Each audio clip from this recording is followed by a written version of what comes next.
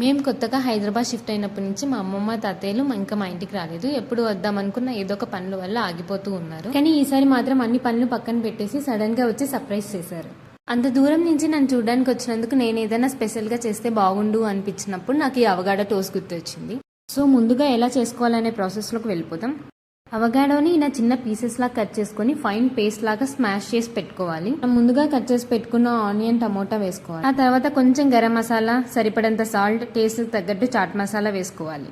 Half piece lemon ని squeeze చేసి ఆ మిశ్రమాన్ని అంతా బాగా మిక్స్ చేసుకోవాలి. ప్యాన్ వేడెక్కిన తర్వాత బ్రెడ్ సైజ్ మీద నెయ్యి వేసుకొని 2 sides బాగా టోస్ట్ చేసి ప్లేట్లోకి తీసి పెట్టుకోవాలి.